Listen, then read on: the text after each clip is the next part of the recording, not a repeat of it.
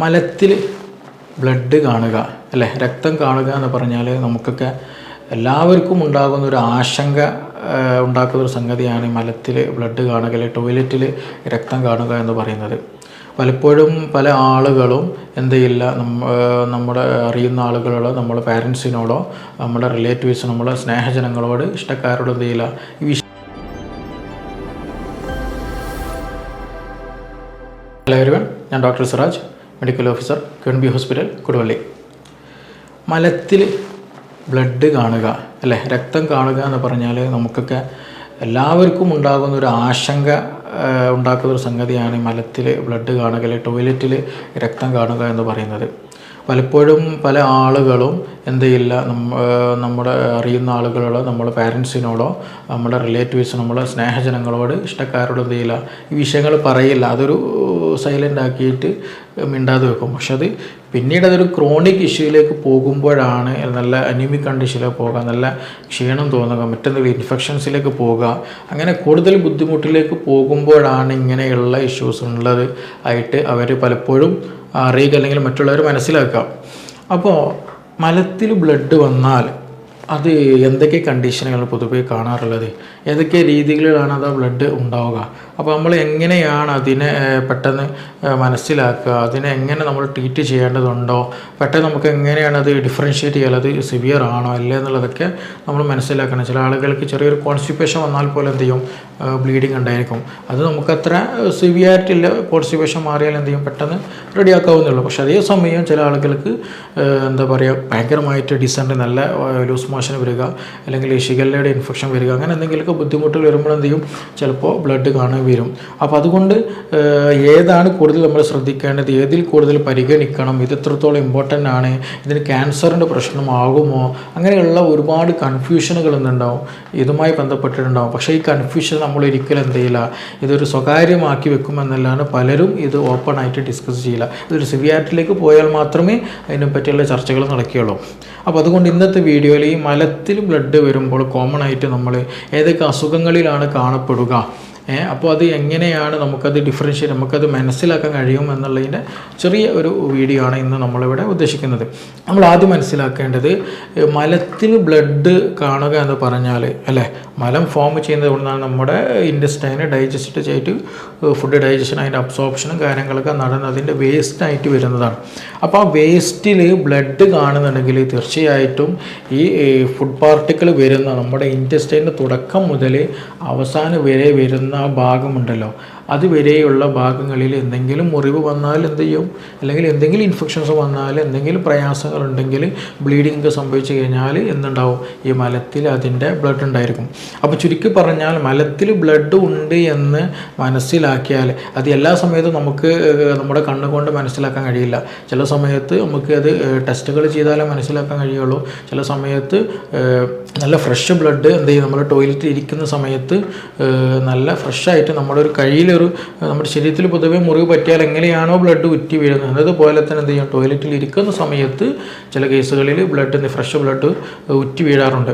അപ്പോൾ ചുരുക്കി പറഞ്ഞാൽ ഇത് ഏത് അസുഖത്തിലാണ്, അല്ലെങ്കിൽ ശരീരത്തിൻ്റെ കുടലിൻ്റെ ഏത് ഭാഗത്ത് വന്ന പ്രശ്നം കൊണ്ടാണ് ഈ മലത്തിൽ ഇങ്ങനെ ഒരു രക്തം വന്നത് എന്നുള്ളത് നമ്മൾ മനസ്സിലാക്കണം. അപ്പോൾ അതുകൊണ്ട് തന്നെ പല അസുഖങ്ങൾ, കുടലിൽ വരുന്ന ചില അസുഖങ്ങളൊക്കെ എന്തുണ്ടാവും, ഗ്രാജ്വലി പലപ്പോഴും മലത്തിൽ ബ്ലഡ് വരാനുള്ള സാധ്യത ഉണ്ടാകാറുണ്ട്. അപ്പോൾ മലത്തിൽ ബ്ലഡ് ഉണ്ട് എന്ന് കണ്ടാൽ തന്നെ മനസ്സിലാക്കേണ്ടത്, നമ്മുടെ ആ ഭക്ഷണം വരുന്ന ഒരു കുഴലുണ്ടല്ലോ, നമ്മുടെ ഭക്ഷണം കടന്നു വരുന്ന ചെറുകുടലും വൻകുടലും മലം ലാസ്റ്റ് പുറത്തേക്ക് വരുന്ന ഭാഗങ്ങളൊക്കെ, ആ ഭാഗങ്ങളിൽ ഉണ്ടാകുന്ന ചില അബ്നോർമാലിറ്റികൾ, അവിടെ എന്തോ പ്രശ്നങ്ങളുണ്ട്, അവിടെ എന്തോ ഒരു അബ്നോർമാലിറ്റി ഉണ്ട്, അതുകൊണ്ടാണ് ഇങ്ങനെ ഒരു ബ്ലഡിൻ്റെ സാന്നിധ്യം എന്നുള്ളത് നമ്മൾ ആദ്യം മനസ്സിലാക്കാൻ കഴിയണം.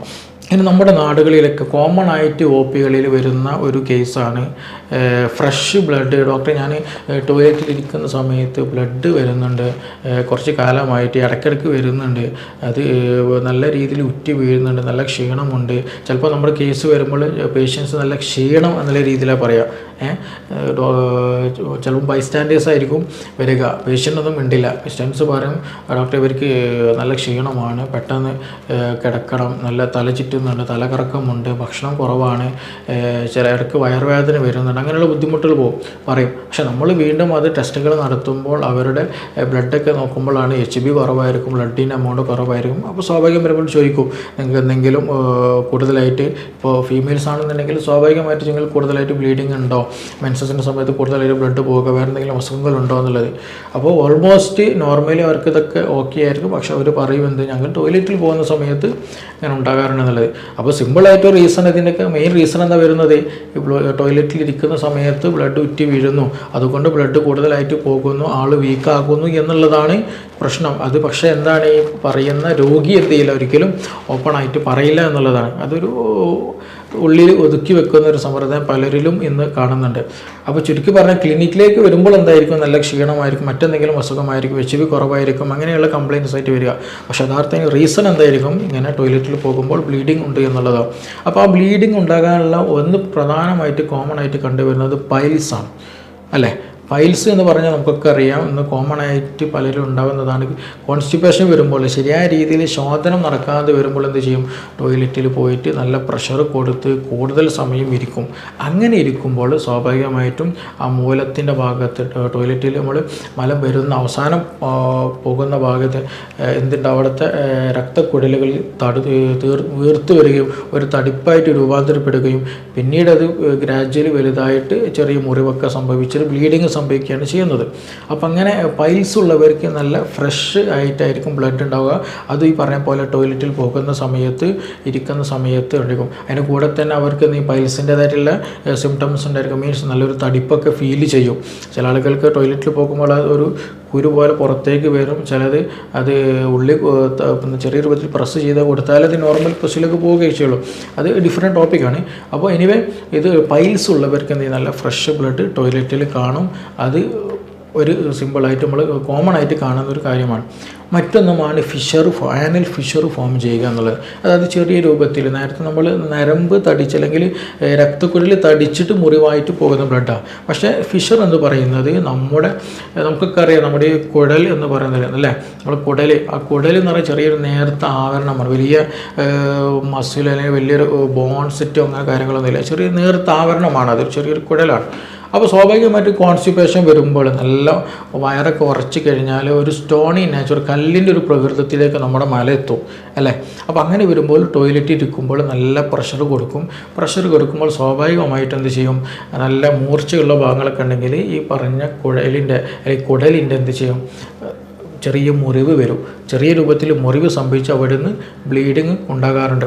അപ്പോൾ അങ്ങനെയും ഈ പറയുന്ന പോലെ ഫ്രഷ് ബ്ലഡ് അവരിൽ കാണും. പക്ഷേ ഇവരിൽ നിന്ന് ഡിഫറൻഷ്യേറ്റ് എങ്ങനെയാണെന്ന് വെച്ചിട്ടുണ്ടെങ്കിൽ, ഈ ഫിഷർ വന്ന കേസുകളാണെന്നുണ്ടെങ്കിൽ, ഫിഷർ വന്നാലും പൈൽസ് വന്നാലും ഫ്രഷ് ബ്ലഡാണ് എന്ത് ചെയ്യുക നമുക്ക് കാണാൻ കഴിയുക. പക്ഷേ ഫിഷറിൻ്റെ കേസുകളാണെന്നുണ്ടെങ്കിൽ നമുക്ക് ടോയ്ലറ്റിൽ മലം പോകുന്ന സമയത്ത് ഭയങ്കര എരിച്ചിലും പുകച്ചിലുണ്ടാവും. എന്താ കാരണം, അവിടെ മുറിവുള്ളത് കൊണ്ട്, ആ മുറിവിലൂടെ മലം വരുന്നത് കൊണ്ട് നല്ല എരിച്ചിലും പുകച്ചിലും നല്ല അസ്വസ്ഥതയും നീറലും ഒക്കെ പുകച്ചിലൊക്കെ ആ സമയത്ത് അവർക്ക് ഫീൽ ചെയ്യും. അതേപോലെ തന്നെ മുറിവിൻ്റെ ഒരു ചെറിയൊരു സ്കിന്നിൻ്റെ ടാഗുകളൊക്കെ എന്ത് ചെയ്യും ചിലപ്പോൾ നമുക്ക് കാണാൻ കഴിയും അങ്ങനത്തെ കണ്ടീഷനുകളിലൊക്കെ. അപ്പോൾ അങ്ങനെയുള്ളവർക്ക് എന്ത് ചെയ്യും, ഇതുപോലെയുള്ള അസുഖങ്ങളുണ്ടാകും. അതേപോലെ തന്നെ ഇതിന് റീസണാണ് ഇപ്പോൾ ചൈൽഡ് ബർത്ത്, അതായത് നോർമൽ ഡെലിവറി ഒക്കെ നടക്കുന്ന സമയത്ത് എന്ത് ചെയ്യും, ഇതുപോലെയുള്ള ഫിഷറുകൾ ആനൽ റീജിയനിൽ ഫോം ചെയ്യാനുള്ള സാധ്യത വളരെ കൂടുതലാണ്. അവർക്കും ഇതുപോലെയുള്ള ബ്ലീഡിങ്ങിൻ്റെ ഒരു പ്രശ്നങ്ങൾ കാണാറുണ്ട്. ആ ഒരു സമയങ്ങളിൽ അതൊരു വൂണ്ട് ഹീലായി കഴിഞ്ഞാൽ എന്ത് ചെയ്യും, ഈ പറഞ്ഞതുപോലെ ഫിഷറിൻ്റെ കോൺസ്റ്റിപ്പേഷനൊക്കെ നോർമലായി ഫിഷറിൻ്റെ അല്ലെങ്കിൽ ആ മുറിവ് ഹീലായി കഴിഞ്ഞാൽ സ്വാഭാവികമായിട്ടും എന്ത് ചെയ്യും, ആ ബ്ലീഡിങ് നിൽക്കുകയും ചെയ്യും. പിന്നെ അതുപോലെ തന്നെ മറ്റൊരു കാരണമാണ് ചില കേസുകൾ നല്ല സിവിയറായിട്ട് ഡയറി കൂടുതലായിട്ട് നന്നായിട്ട് വയറ്റുനിന്ന് പോയാൽ എന്ത് ചെയ്യും, നമ്മുടെ ആ ഒരു കുടലിൽ ഉണ്ടായിരുന്ന ആവരണമൊക്കെ നഷ്ടപ്പെടും. നോർമലി ഉണ്ടായിരുന്ന ഒരു പ്രൊട്ടക്ഷൻ ലെയറൊക്കെ അതിൽ മ്യൂക്കസ് ലെയറിലൊക്കെ മാറ്റങ്ങൾ വരും.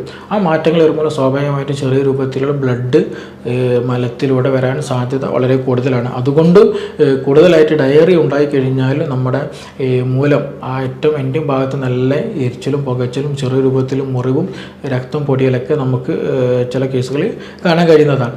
പിന്നെ ഇതിൻ്റെ കൂടെ തന്നെ നമ്മൾ ശ്രദ്ധിക്കേണ്ടതാണ്, ചില കേസുകളിൽ ചില ആളുകൾ ആനൽ സെക്സ് നടക്കുമ്പോൾ പിന്ദ്വാരത്തിലൂടെ സെക്ഷൽ കോൺടാക്റ്റ് നടക്കുന്ന സമയത്ത് ഈ പറയുന്ന പോലെ മുറിവുകൾ പെട്ടെന്നുണ്ടാകും.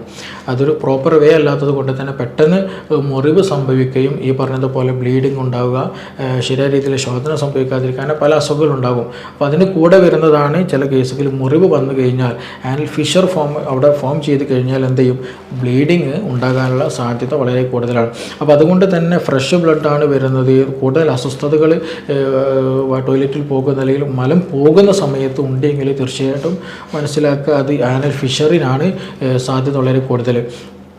പിന്നെ മറ്റൊരു കണ്ടീഷൻ എന്ന് പറയുന്നത് ഇൻഫെക്ഷൻസ്, അതായത് IBD IBS പോലെയുള്ള അസുഖങ്ങളുണ്ട്. അതായത് ഇൻഫ്ലമേറ്ററി ബൗൾ ഡിസീസ്, നമ്മുടെ ചെറുകുടൽ വൻകുടലൊക്കെ എന്തെങ്കിലും ഇൻഫ്ലമേഷൻസ് വന്നിട്ട് അവിടെ നിന്ന് ബ്ലീഡിങ് ഉണ്ടാവുക എന്നുള്ളത്. അപ്പോൾ അങ്ങനെയുള്ള കണ്ടീഷൻ ആണെന്നുണ്ടെങ്കിൽ നമുക്ക് ഫ്രഷ് ബ്ലഡ് ആയിട്ട് നമുക്ക് ചിലപ്പോൾ ഫീൽ ചെയ്യില്ല, ക്ലോട്ടഡ് നേച്ചർ ആയിരിക്കും. കാരണം കുടലിൻ്റെ ഉള്ളിലാണ് ആ കംപ്ലയിൻസ് ഉള്ളത് അല്ലേ. അപ്പോൾ അവിടെ നിന്ന് മല ഇവിടെ എത്തുമ്പോഴേക്കും എന്തായാലും ബ്ലഡ് ക്ലോട്ട് ആയിട്ടുണ്ടാകും. പെട്ടെന്ന് കണ്ടുവെത്താൻ സാധിച്ചു കൊള്ളുന്നുണ്ടാവില്ല. ചിലപ്പോൾ നമുക്കത് ടെസ്റ്റുകളൊക്കെ ചെയ്താൽ മാത്രമേ അത് ഐഡൻറ്റിഫൈ ചെയ്യാനേ കഴിയില്ല. നേത്രങ്ങൾ കൊണ്ട് നമുക്ക് എല്ലാവർക്കും കാണാൻ കഴിഞ്ഞുകൊള്ളണം എന്നില്ല. അപ്പം അങ്ങനെയുള്ള കണ്ടീഷൻ ഉണ്ടാകും. പക്ഷെ അങ്ങനെയുള്ളവർക്ക് എന്താ വെച്ചിട്ടുണ്ടെങ്കിൽ നല്ല വയറുവേദന ഉണ്ടാകും, നല്ല വയറ് കോച്ചൊരു പിടുത്തം ഉണ്ടാകും, പിന്നെ അതുപോലെ ബ്ലോട്ടിങ്, വയറ് വീർത്തത് പോലൊരവസ്ഥ, വയറ്റിൽ നിന്ന് പോകാനുള്ളൊരു പ്രയാസം, അങ്ങനെയുള്ള പല അസ്വസ്ഥതകളും അതുമായി ബന്ധപ്പെടുന്നു. ചിലപ്പോൾ നല്ല ഫീവർ ഉണ്ടായിരിക്കും, വൊമിറ്റിംഗ് ടെൻഡൻസി, അങ്ങനെയുള്ള പല അസ്വസ്ഥതകളും ഇതുമായി ബന്ധപ്പെട്ട് സ്റ്റൊമക് ഡിസീസിൻ്റെ കേസിൽ ഉണ്ടാകും. അപ്പോൾ അങ്ങനെ വരുന്ന സമയത്തിലും എന്തുണ്ടാകും, IBD IBS പോലെയുള്ള അസുഖങ്ങളിലും ബ്ലീഡിങ് അല്ലെങ്കിൽ മലത്തിൽ ബ്ലഡ് വരാനുള്ള സാധ്യത വളരെ കൂടുതലാണ്. പിന്നെ ഒരു കേസാണ് കോളോറക്ടൽ ക്യാൻസർ എന്ന് പറയുന്നത്. അതാണ് നമ്മൾ ഏറ്റവും കൂടുതൽ കൺഫ്യൂസർ ആക്കുന്ന വിഷയം. മലത്തിൽ ബ്ലഡ് വന്നാൽ ദൈവമേ ഇത് ഇനിയൊരു ക്യാൻസർ ആകുമോ, വേറെ എന്തെങ്കിലും പ്രശ്നമാകുമോ എന്നുള്ളൊരു കൺഫ്യൂഷൻ ഉണ്ടാവില്ല. ക്യാൻസർ അങ്ങനെയുള്ള സാധ്യത ഉണ്ട് എങ്കിൽ തീർച്ചയായിട്ടും അതിൻ്റെ കൂടെ തന്നെ ബ്ലീഡിങ് ഉണ്ടാകുന്നതിന് കൂടെ തന്നെ അത് ബ്ലീഡിങ് ഉണ്ടാകുമ്പോൾ സ്വാഭാവികമായിട്ടും നമ്മുടെ എൻഡിങ് ഭാഗത്താണെങ്കിൽ, എസ്പെഷ്യലി നമ്മുടെ മലം വരുന്ന ഏറ്റവും എൻഡിങ് ഭാഗം ഉണ്ടല്ലോ, കുടലിൻ്റെ ഏറ്റവും അവസാന ഭാഗം, ആനൽ റീജിയൻ എന്ന് പറയും, ആ ഭാഗത്തൊക്കെയാണ് ക്യാൻസർ എന്ന് പറയുന്ന അവസ്ഥ ഉള്ളതെങ്കിൽ ഒരു പക്ഷേ എന്ത് ചെയ്യും, നല്ല ഫ്രഷ് ബ്ലഡ് വരാൻ സാധ്യത വളരെ കൂടുതലാണ്. ഇനി അതല്ല ശരീരത്തിൻ്റെ അല്ലെങ്കിൽ കുടലിൻ്റെ ഉൾഭാഗങ്ങളിലാണെന്നുണ്ടെങ്കിൽ ഒരു മിക്സഡ് നേച്ചറാകാനും സാധ്യതയുണ്ട്. പക്ഷേ ഈ ക്യാൻസർ കണ്ടീഷൻ ആണെന്നുണ്ടെങ്കിൽ അങ്ങനെയുള്ള പേഷ്യൻസിൽ നല്ല ബോഡി നല്ലോണം വീക്കായിരിക്കും, നല്ല ക്ഷീണം ഉണ്ടായിരിക്കും. മാത്രമല്ല അനിയന്ത്രിതമായിട്ട് തന്നെ ബോഡി എന്ത് ചെയ്യും, ബോഡി വെയിറ്റ് പെട്ടെന്ന് കുറഞ്ഞു വരുന്ന ഒരു സാഹചര്യം നമുക്ക് അവരിൽ നിന്ന് കാണാൻ കഴിയും. അങ്ങനെയുള്ളവർക്ക് നമുക്ക് എന്ത് ചെയ്യേണ്ടി വരും, അതങ്ങനെയുള്ളവരെല്ലാവരും ക്യാൻസർ ആണ് എന്നല്ല, പക്ഷെ നമ്മൾ എന്ത് ചെയ്യണം, നമ്മളത് സാധ്യതയുണ്ടോ എന്നുള്ളത് നമ്മൾ മനസ്സിലാക്കിയിട്ട് വേണ്ട ട്രീറ്റ്മെൻറ്റിലേക്ക് പെട്ടെന്ന് തന്നെ വൈകാതെ കടക്കണം. അതിന് വേണ്ടിയിട്ടാണ് ഇവിടെ പറയുന്നത്. അപ്പോൾ കോളോറക്ടൽ ക്യാൻസർ കേസുകളിൽ ഏത് ഭാഗത്താണ് എത്ര സിവിയാരിറ്റി ഉണ്ടോ അതിനൊക്കെ ഡിപ്പെൻഡ് ആയിട്ടാണ് ഈ പറഞ്ഞതുപോലെ ബ്ലീഡിങ് ഉണ്ടാവുക. പക്ഷെ അങ്ങനെയുള്ള കേസുകളിൽ എന്തുണ്ടാകും, നല്ല ക്ഷീണം ഉണ്ടാകും ആളുകൾക്ക്, അതേപോലെ തന്നെ നല്ല ബോഡി വെയിറ്റ് പെട്ടെന്ന് വളരെയധികം കുറയുകയും ചെയ്യും. ഇനി മറ്റൊരു കാരണം എന്താണെന്ന് വെച്ചിട്ടുണ്ടെങ്കിൽ ഡിസെൻട്രി, അതായത് ചില ഇൻഫെക്ഷൻസ് കേസുകളിൽ നല്ല ഷിഗല്ല പോലെയുള്ള ഇൻഫെക്ഷൻ, സാൽമോണൽ പോലെയുള്ള അതിൻ്റെയൊക്കെ ഇൻഫെക്ഷൻ കാരണമായിട്ട്, ബാക്ടീരിയൽ വൈറൽ ഇൻഫെക്ഷൻ കാരണമായിട്ട് കൂടുതലായിട്ട് എന്ത് ചെയ്യുക, വയറ്റിന്ന് പോകുക, സ്റ്റൂളൊക്കെ നന്നായിട്ട് പോവുക, വൈറ്റിഷ് നാച്ചുറലായിട്ടൊക്കെ. അപ്പോൾ അതിൻ്റെ കൂടെ ഈ പറയുന്ന മ്യൂക്കസ് മെമ്പറൈൻ നശിച്ചു പോകും, സ്വാഭാവികമായിട്ടും ബ്ലീഡിംഗ് ഒക്കെ ഉണ്ടാകാൻ സാധ്യത വളരെ കൂടുതലാണ്. അപ്പോൾ അങ്ങനെയുള്ള കേസുകളൊക്കെ ആണെന്നുണ്ടെങ്കിൽ തീർച്ചയായിട്ടും അതിന് പ്രോപ്പറായിട്ട് അക്യൂട്ടായിട്ട് തന്നെ ട്രീറ്റ് ചെയ്യണം. നല്ല ക്ഷീണം ഉണ്ടാകും, ആൾ ഭയങ്കര ടയേർഡായിട്ടായിരിക്കും, ഇലക്ട്രോലൈറ്റ്സ് ഇംബാലൻസ് ഒക്കെ നന്നായിട്ടുണ്ടായിരിക്കും. കാരണം അത്രമാത്രം ടോയ്ലറ്റിൽ നടന്നിട്ടുണ്ടായിരിക്കും, നല്ല ലോ സ്റ്റൂൾ പോയിട്ടുണ്ടായിരിക്കും, അതിൻ്റെ എൻഡിങ്ങിലേക്കായിരിക്കും ചിലപ്പോൾ മിക്കവാറും ബ്ലഡൊക്കെ കാണപ്പെടുക എന്നുള്ളത്. അപ്പോൾ കോമൺ ആയിട്ട് ഇങ്ങനെയുള്ള കണ്ടീഷനുകളിലാണ് ബ്ലഡ് കാണുക എന്നുള്ളത്. പക്ഷേ ഒരു കാര്യം മനസ്സിലാക്കുക, ബ്ലഡ് മലത്തിൽ കാണുക എന്നുള്ളത് ഒരിക്കലും നോർമൽ കണ്ടീഷനല്ല, അതൊരു അബ്നോർമൽ കണ്ടീഷൻ തന്നെയാണ്. അപ്പോൾ അതുകൊണ്ട് ഒരിക്കലും എന്ത് ചെയ്തൊരു സ്വയം ട്രീറ്റ്മെൻറ്റിലേക്ക് നീങ്ങരുത്, അല്ലെങ്കിൽ അത് ഇന്നൊരു ഡിസിഷനിലേക്ക് നിങ്ങൾ ഒരിക്കലും എത്തരുത്. തീർച്ചയായിട്ടും അതൊരു നല്ലൊരു ഡോക്ടറെ കണ്ടിട്ട്, ഒരു ഹെൽത്ത് പ്രൊഫഷനെ നേരിട്ട് കണ്ടിട്ട് ഈ വിഷയം പറഞ്ഞിട്ട് അത് വേണ്ട ഒരു ട്രീറ്റ്മെൻറ്റ് എടുക്കാൻ നമ്മൾ നോക്കണം. അപ്പോൾ ഇങ്ങനെയുള്ള കേസുകൾ, നമ്മൾ ഇപ്പോൾ ഈ ഒരുപാട് കേസുകൾ പറഞ്ഞല്ലോ, ഇതിൻ്റെയൊക്കെ ഇങ്ങനെയൊക്കെ ഒരു കേസുകൾ വരാനുള്ള ഒരു പ്രധാന കാരണം എന്ന് പറയുന്നത് നമ്മുടെ ഡൈജഷൻ പ്രോപ്പർ അല്ല, നല്ല ഭക്ഷണമല്ല എന്നുള്ളത് വരുമ്പോഴാണ് അല്ലേ. ഈ പൈൽസ് ആകട്ടെ, ഫിഷർ ആകട്ടെ, ഇങ്ങനത്തെയൊക്കെ ഒരു IBD പോലുള്ള അസുഖങ്ങളാകട്ടെ, ഇതൊക്കെ ഡൈജഷൻ പ്രോപ്പർ അല്ല, പെട്ടെന്ന് ഇൻഫെക്ഷൻ വരുന്നുണ്ട്, ഇങ്ങനെയുള്ള കണ്ടീഷനുകളിൽ ബുദ്ധിമുട്ടുകളൊക്കെ ഉണ്ടാവുക. അപ്പോൾ അതുകൊണ്ട് നിങ്ങൾക്ക് അങ്ങനെ ബുദ്ധിമുട്ടുകൾ ഉണ്ടെങ്കിൽ തീർച്ചയായിട്ടും നമ്മൾ ശ്രദ്ധിക്കേണ്ടത് ഭക്ഷണം നല്ല പ്രോപ്പറായിട്ട് നല്ല ക്വാളിറ്റി ഉള്ളതും മിതമായ ക്വാണ്ടിറ്റിയിൽ കഴിക്കുക എന്നുള്ളതാണ്. ഫൈബേഴ്സ് നന്നായിട്ടുണ്ടാകണം, ഡൈജഷൻ നന്നായിട്ട് സിമ്പിളായിട്ട് നടക്കാൻ നല്ല വാട്ടറി കണ്ടന്റുള്ള ഫുഡുകൾ കഴിക്കുക. പിന്നെ അതുപോലെ അധികം സ്പൈസി ആയിട്ടുള്ള, ഹോട്ടായിട്ടുള്ള, കൂടുതൽ ഹെവി മീറ്റുകളൊന്നും എന്ത് ചെയ്യുക, ഹെവി മീൽസുകളൊക്കെ പരമാവധി ഒഴിവാക്കി സിമ്പിൾ ഡയറ്റ് നടക്കുന്ന ഫുഡുകൾ കഴിക്കുക, നന്നായിട്ട് വെള്ളം കുടിക്കുക. ഇതൊക്കെ തന്നെ ശ്രദ്ധിച്ചാൽ ഓൾമോസ്റ്റ് നമുക്ക് നല്ലോണം ഒരു പരിധി വരെ നമുക്കിത് കൺട്രോൾ ചെയ്യാൻ കഴിയും.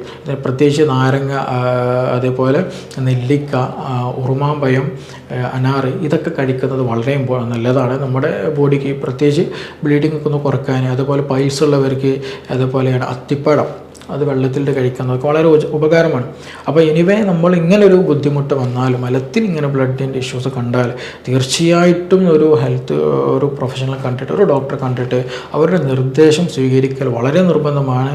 ഇല്ല എങ്കിൽ ഗ്രാജ്വലി നമ്മുടെ ഹെൽത്ത് ചോർന്നു പോകുന്നത് പോലെയാണത് അല്ലേ. ബ്ലഡ് ചോർന്നു പോകാൻ അതിൻ്റെ കൂടെ തന്നെ നമ്മുടെ ഹെൽത്ത്, നമ്മുടെ ആരോഗ്യം തന്നെ ചോർന്നു പോകും. അതുകൊണ്ട് നിർബന്ധമായിട്ടും നമ്മൾ എന്ത് ചെയ്യുക, ഒരു ഹെൽത്ത് പ്രൊഫഷണൽ കണ്ടിട്ട് വേണ്ട നിർദ്ദേശങ്ങൾ സ്വീകരിക്കുക. ഇത് വലിയൊരു സർജിക്കൽ പ്രൊസീജിയറിലേക്ക് പോകുന്നതിന് മുമ്പ് തന്നെ മിക്ക കേസുകളും നമുക്ക് മെഡിസിനായിട്ട് തന്നെ ട്രീറ്റ് ചെയ്യാവുന്നതാണ്. നമ്മുടെ ലൈഫ് സ്റ്റൈൽ അതിൻ്റെ കൂടെ പിന്നീട് ഗ്രാജ്വലി ചേഞ്ച് ചെയ്ത് വരിക എന്നുള്ളതാണ് മറ്റൊരു കാര്യം. അപ്പോൾ എനിവേ ഇതിൽ എന്തെങ്കിലും സംശയങ്ങളുണ്ടെങ്കിൽ, കൂടുതൽ അറിയാനെന്നുണ്ടെങ്കിൽ നിങ്ങൾക്ക് തീർച്ചയായിട്ടും ഈ താഴെ കാണുന്ന നമ്പറിൽ ബന്ധപ്പെടാവുന്നതാണ്. നമുക്കത് എത്രയും പെട്ടെന്ന് ക്ലിയർ ചെയ്യാവുന്നതാണ്. ഇനിയും നമുക്ക് മറ്റൊരു വിഷയമായിട്ട് വീണ്ടും കാണാം. Thank you.